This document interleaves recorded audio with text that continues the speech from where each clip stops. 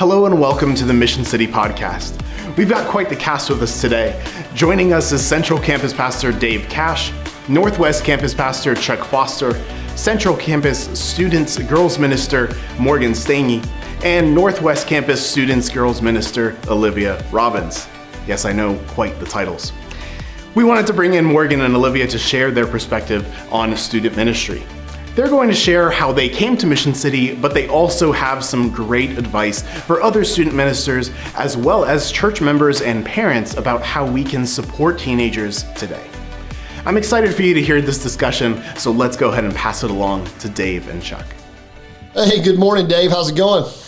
As you're drinking your coffee. It is going outstanding now that I have a slurp of coffee going down. Do I have it on my chin? Nope, there's no dribble. Right. It stayed off your shirt. Stayed off my shirt. Yeah, my wife will be proud. Well, hey, good to see you. Good to see you this morning once again. Well, man, it's good to be back again after I had to kick Don out last week. That was kind of nice. Yeah. He's wearing your neck brace now. I think so. He's threw him down the steps, and now he's in a neck brace. Love you, Don. Hey, I hope you're all right, Don. We'll be praying for you. We have some guests today. We did. And I'm super excited about our girls minister. We have Olivia and Morgen. Olivia, of course, is at the Northwest campus, and Morgen at the Central campus. Thanks for joining us today. Thanks for having us. Glad to be here.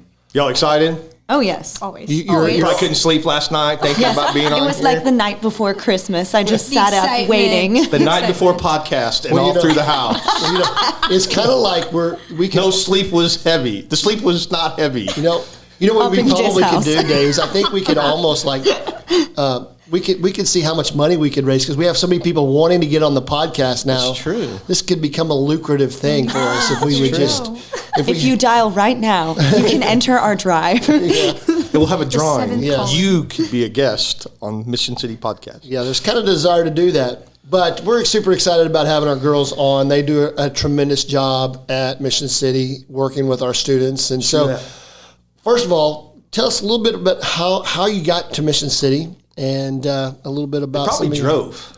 Probably came in the did car, this right? morning. In the car? Or Via. Point. Via. This morning, Is this yes. a promotion for Via? No, just how you arrived here, how it ended up, you guys became employed gainfully through Mission City. Morgen, do you want to start? Sure.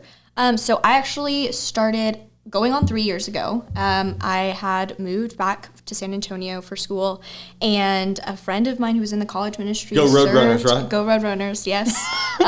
We were just in town visiting for orientation, and he was like, hey, we have Wednesday night. You should so come. And I'm like, I've never been to this church before. Why am I, a college student, going to show up to this Wednesday night?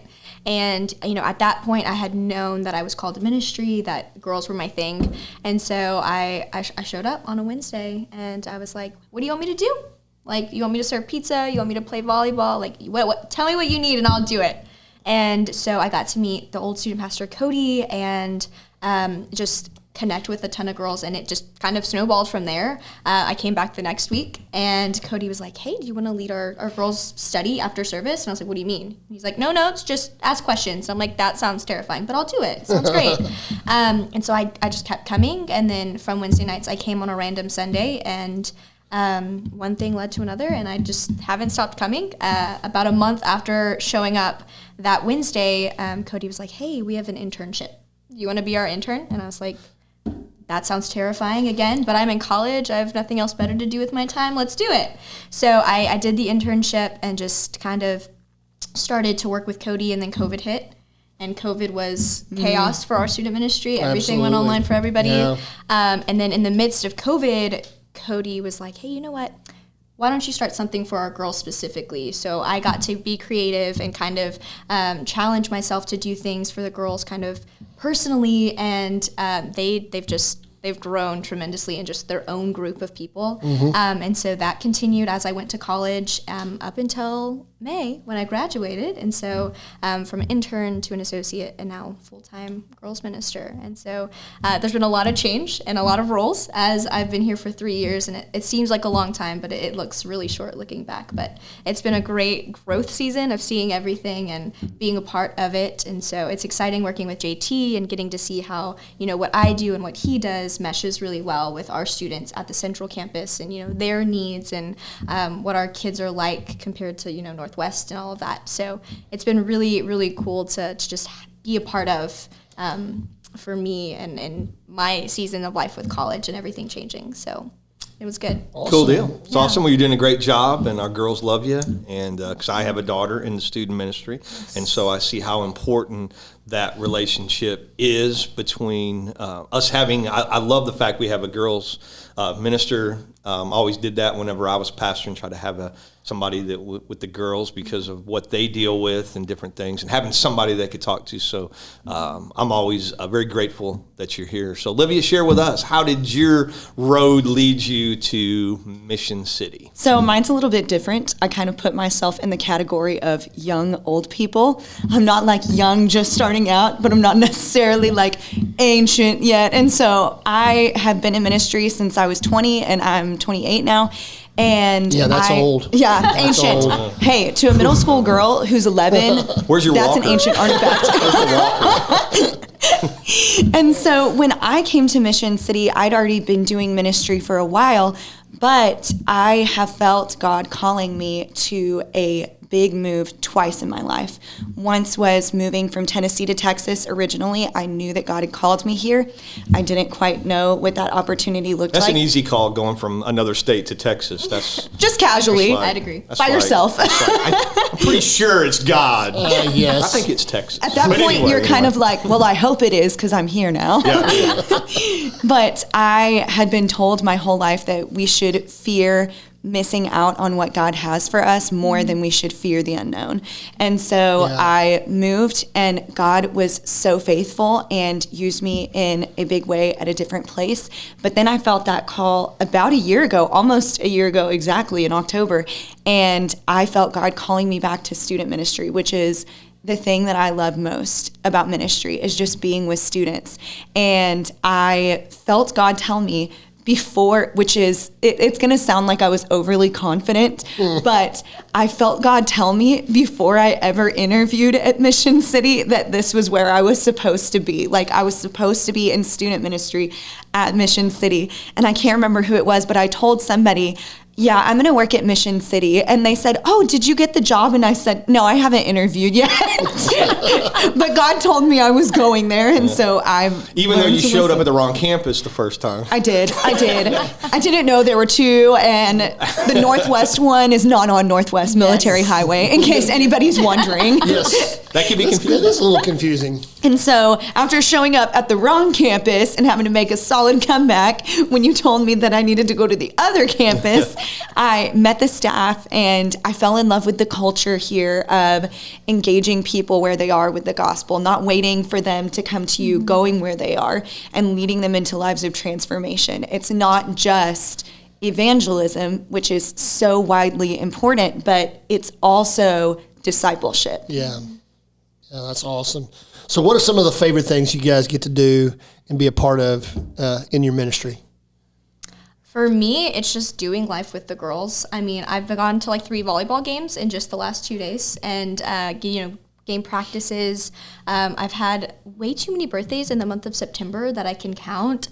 But just, my daughter's birthday was in September. Yes, it was one of them. Happy birthday, Hannah. She's sweet, but just getting to do life with them, getting to see them grow. Like when I started, our upperclassmen were 8th graders, and like I got to see them go from not knowing how to lead to leading the ministry, like in front of my own eyes, getting to be the one that they come to when things are hard and when things don't make sense and they need that accountability in their life. It's so cool to be a vessel in their life to point them to God when society doesn't do that on the outside, like it's so easy for them to go to their friends and to go to, social media and all of those things. But here at this campus, there's a really good connection between the girls and me to have that, authenticity and vulnerability. And so my favorite part is just getting to hear them and then point them to God and be like, well, like I get it, but this is the better route. This is, what it should be. And so I could do that all day, every day. Like just one heartbreak after another, one bad decision, one regret. Like I could do it all day and never get tired of those conversations. So Yeah, how about you, Olivia? My favorite part is I think that as you go into ministry, and especially as ministry grows beyond your capacity to lead, it gives God an opportunity to step in and do something way bigger than you ever thought that you were capable of. So when you have a ministry of 10 to 15, it's easy for you to individually lead every person and have an interpersonal relationship with everyone. But then when your ministry explodes and it gets bigger, you have to learn to equip the saints to do the work of the ministry. It's what we're called to do. And so my favorite part of doing girls ministry is not only ministering to the students, but also getting to minister to our volunteers who are investing in our students. I've started a Bible study with Haley, Chuck's daughter, your daughter. We meet every Tuesday morning. That's and awesome. we go through the Bible together. I lead a life group or a Bible study with a couple of the college girls, Dalton and Issa, who serve, and they just want to know more about the Lord. And by investing in them, it becomes them investing in the 8th grade girls, the 10th grade girls, so that they have somebody who knows their name, knows their story, loves the Lord, and wants to invest in them. And then on the flip side of things, that doesn't only happen with the adults or the college students you're ministering to. It also happens with the students. Since we started working together, Theo and I launched the core team, which is our student team that is led and comprised of all middle school and high school students. And we give them jobs every week and hold them to a higher standard and do leadership training with them once a month, so that it's not just us trying to go into schools and reach their friends, but it's the students who are on campus trying to reach their friends for the gospel, trying to grow deeper in their relationship with the Lord, and learning from the age of 11, 12, 16, 18, how to go ahead and do ministry. It's not something that you start doing when you're older. It's something that you're called to right now. I think some of the things that I think Dave could probably amen me on this, but I talk to people at the school all the time. And one of the things that they mentioned, I talked to Beto Hinojosa, who is at Champion High School, and I've talked to other principals around and people around there said, man, your people are at our schools. Theo and Olivia are at our schools, and they just love it because, one, you're ministering to them, and you're doing it in a way that's, open at the school. You can't openly share the gospel, but your presence there, I think that provides both. It provides a service to our schools, but it also helps you engage our schools so well. It's kind of cool to see. It lets students know too. And both of y'all hit on this. It lets students know too that when your world comes crashing down, who do you go to? Where are you going to go? And we want them here. That's one of the things we talked about with Justin last week. Or a couple weeks ago in our podcast was what was important is the branding. We talk about branding and shirts and signs. The thing about that is not growing our kingdom. It's we want people to identify, hey, these people know something about the Lord. And so when our world comes crashing down, and so how important is that for you guys? I'll ask you first, Olivia, because you and Theo, I know, just like JT and Morgan are in schools all the time. Morgan mentioned she went to some volleyball games. I've seen Theo at football games. JT and I sat together at my son's football game last Thursday night. So how important is that for you in your role in student ministry? Do you see, is that something if other student ministers are watching this podcast, how would you tell them how vital that is to student ministry being in the schools? So I constantly just hear the words of a guy that I used to work for named Brian Mills ringing through my head. And he would constantly tell us, get amongst them. What are you doing in the office? You can't minister to a student here. They're not here. You got to go be where they are. Furniture was threatened to be taken out. If they, I've heard that story. Right. Yes. He said, if you're going to sit at this desk, you don't need this desk. But I think that it's so important too, because we talk about loving students where they are. And if you want to love them where they are, you have to literally go where they're at. They're at games. And show them, hey, I don't just care about you when you walk through the doors of our student ministry. I'm so glad that you do.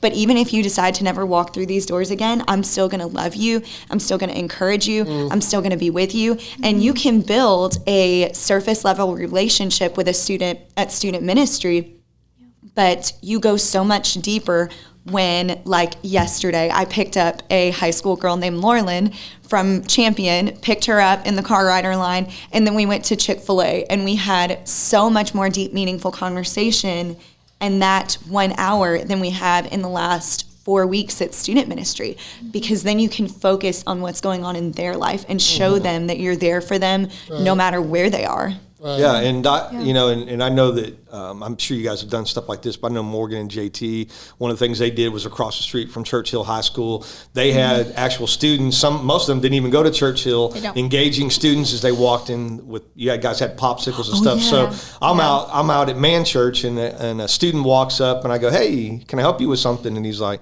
"Yeah, somebody gave me a popsicle and this card."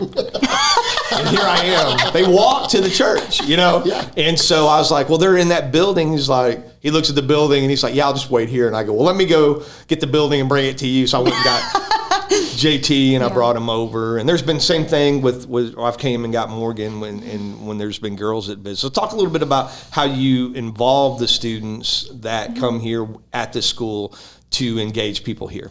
Yeah, so for us at our campus, the kids who are at our church aren't necessarily the ones who are in the neighboring schools.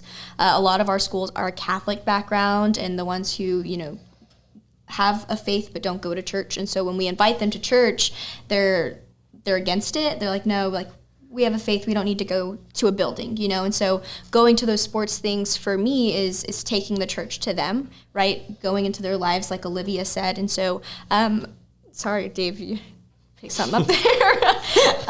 For me, I have a core group of high school girls who I've trained to kind of be the leaders within the ministry. And we are actually launching the Girls Bible Study, which is coming up in a couple weeks. And what JT and I have found is in our community specifically, for some reason, which we still don't really understand, is when you say, hey, we're having a Bible study, they're open to coming to a Bible study. Because in the Catholic faith, Bible studies are normal. It's kind of what they do Sunday mornings, Wednesday nights. It's something that they relate to and that their mom will say yes to, versus, hey, I want to go to this church that's non-denominational where they, you know, sing crazy songs. Like, that's a no, but this Bible study is a yes. And so our girls completely lead that. I facilitate and, you know, go shopping and, you know, give them what they need to be successful, but they're the ones picking the books. They're the ones leading the middle school tables, you know, picking the games to interact with each other. And they do a great job on midweeks. When new kids come up, I have solid 3, and I'm like, hey, I need you to go and recruit this new girl to be a part of your group. I had a new kid on Sunday. She was a 7th grader, and JT had brought her over, and I had 2 7th grade girls, and I was like, hey, can you go and, you know, be her friend? And next thing I know, there were 5 7th graders like swarming her, because they were like, we want her to be included. We want her to feel that love, even though she's new and doesn't know anybody. And so she was. I mean, she was with them for the whole morning, and she came back, and now they're never not together. So just being the hands and feet to love them when they're here. What do you think's the biggest struggle with our girls that you're seeing in ministry that you guys deal with on a regular basis, and how the church can can come alongside you guys and support y'all in your ministry? I think for me and our girls, it's a lot of kind of that fake it till you make it. A lot of us at this campus, I think there's 2 sides of it. Like, they've been at church for a really long time, and they know what it's like to put on the face and to do the actions. But when it comes to their relationship with Christ, they don't know what it looks like to grow and to kind of to deepen their walk and to do it with a heart that wants to know more about Christ. And so me kind of breaking down those walls and challenging them is what JT and I really focus on.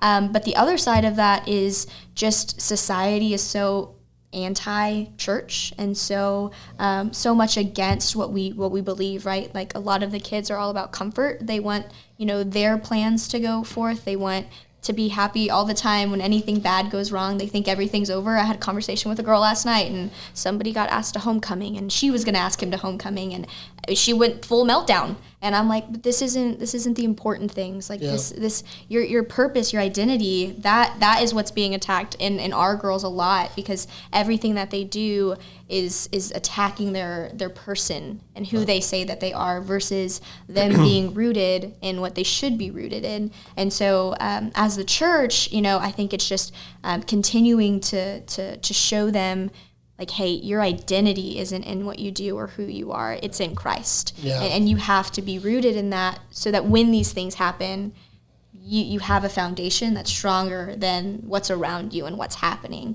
And so we're really big on accountability and community and discipleship at the Central Campus, and that we've seen huge differences in the last just 6 months since everything's relaunched. But that would be my big, just they're just struggling with themselves and with knowing where their foundation is in today's society and today's culture. So.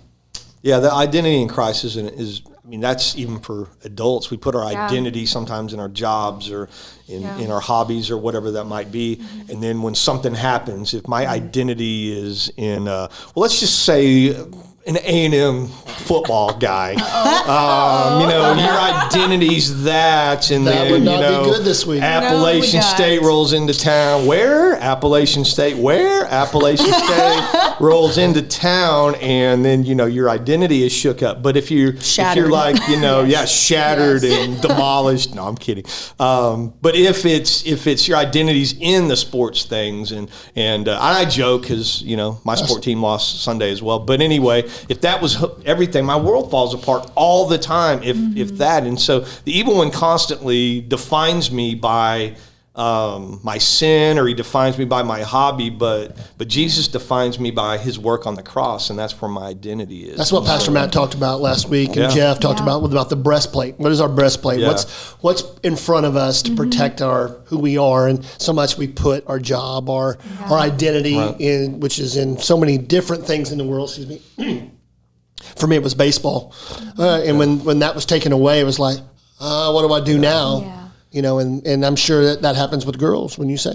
Oh, yes. Olivia, talk a little bit about that. Morgan kind of hit on it, but how important is it that you're letting them know that they're not defined by what social media says or by what a boyfriend says or whatever that is, and how you work toward those things. The boyfriends. The boyfriends. The girls at our campus all know that I tell them my favorite hobby is when everyone breaks up, because none of y'all need to be dating in the first place. So they'll come up to me and say, I broke up with my boyfriend, and we go, yay! And we all cheer. But I think that... Is that why the boys are throwing rocks at you whenever you're She's the They're date like, we killer. hate Olivia. She's the date killer. But I think that right now, everything keeps your attention for an average of 7 to 10 seconds, if I'm guessing, because they're constantly scrolling on their phones. They're scrolling through Instagram, which is becoming a little bit less popular, but they see Instagram, which is just a highlight reel of your life. You're on Snapchat, and your snap lasts for, 7-10 seconds? I don't really know, but doesn't last very long, and then it's gone forever. Never had Snapchat. I have no clue. I'm just not touching that. I've decided it's not for me. But it lasts a few seconds, and it looks really fun, and then it's gone. Or you get on TikTok, and you see influencers with all of these products that you can never afford, all these clothes that you'll never be able to own, all these cameras and lighting, and you see the absolute best parts of their life, and you think, well, why am I not like that? Why is my life not looking like her life? We're even the same age, but I don't have it together like that. You don't see the messy, the uncomfortable. And I think that the biggest thing that Satan tries to tell you is you are your best temporary attributes. That's the best you'll ever be. And he tries to make you forget about the thing that's eternal, that lives inside of you, which is the most important. Because if he can distract you with the temporary, you're never going to look further than your own nose or what's in your hand with your phone. And so something that I think is so important is having volunteers in your ministry who are telling the girls that they are more important than they think they are.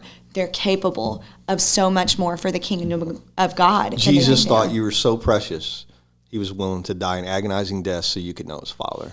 Yes. That's how precious you are. Yeah. And I think that sometimes as a girl growing up, I don't know if it was the same for you, Morgan, but we're told we're meant to be gentle, we're meant to be kind, we're meant to be loving, we're meant to be ladies. But there is also this call in the Bible of you are meant to be a warrior for Christ. Look at Deborah, who marched out in front of the army that was afraid to go out because they knew that God was with her, and if she went with them, that God would be with them. That's the call to do big things that you're capable of that you don't even imagine, but it's not about you. It's about Jesus living inside of you to take up that call. Yeah, absolutely. Well, it has been awesome having you guys here. You were way better than JT and Theo by far. Good job, Olivia. Even better. I mean, We succeeded. We did what we set out to do. We'll have you back. We're not sure about them, but we will probably have y'all back sometime. Maybe. And I don't know. We'll see. But anyway, thank you guys so much for taking time to be here. Thank you for pouring into, like I said, speaking as a dad. Thank you so much for pouring into our girls and what that means. Right, and I'm so thankful for student ministers because I taught, for a long time, and I know the impact that student ministry has on kids, and I'm so thankful for you guys and what you do, in particular, especially for our girls who need good young women to look up to and to Walk who are beside. following Christ, and they say, you know what, that's who I want to be like. I want to follow them. I want to be like Christ, but I also want to follow somebody Like who Paul said, follow me as I follow Christ. So thank you guys. Appreciate great y'all. week. Thank y'all for tuning in. We love y'all. Hey, we'll see you bless. next week. Yep. God bless. All right. Thank you so much for listening to the Mission City podcast. If you like this, then hit the like button down below and leave a comment about what was your favorite insight from today's session. If you hit this button, then it'll take you to another one of our great sessions that you can listen to right now. And if you hit this button, then you can subscribe to our YouTube channel and be notified when the next session is released. Thank you again for watching, and we look forward to seeing you next week.